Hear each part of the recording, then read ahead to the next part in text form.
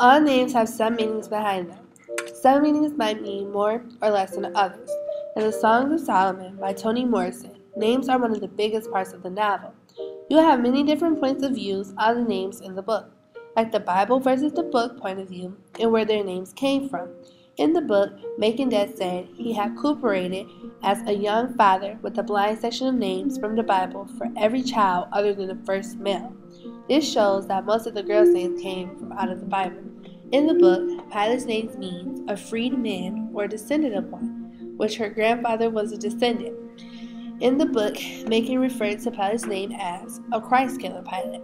So you can see the Bible versus the book confrontation on what the names and the meanings of the names mean. Even the names 1 Corinthians and Magdalena are associated with the Bible. They were randomly chosen from the Bible, and their meanings are important. The name Corinthians differs from Corinthian, the ancient Greek city who was famous for its luxury. Magdalena is the name of the reformed prostitute in the New Testament who Jesus cured of evil spirits. Not all names in the book have to do with the Bible. In the book, you have this continual argument with the government and the community, which is the Negroes. The government named the street Mains Avenue, but the Negroes named it not Dr. Street because the only black doctor died on the street. Mercy Hospital is what the government called it, but the Negroes called it No Mercy Hospital because they weren't allowed to go there.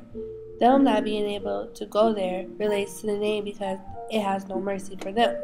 In the book, there just wasn't Bible versus the book or government versus community confrontations on the names and what they meant. In the book, you also had arguments on people versus people, names and meanings of their names. Milkman, who got his name from Freddie, who named him that because Milkman's mom, Ruth, breastfed him for too long, while Macon and Ruth don't call him Milkman, they call him by his real name, Macon. The name Hagar means forsaken. Forsaken means abandoned, which fits to Hagar's name completely, because you can say that Milkman abandoned.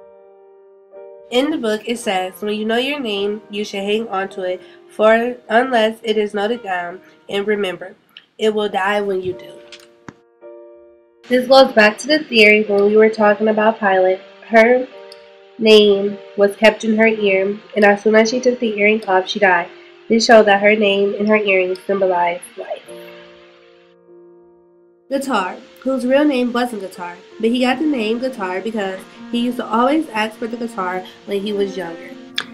In Songs of Solomon, people's names weren't just the only thing that were ironic. In the Bible, Cersei was known for turning the crew into swine.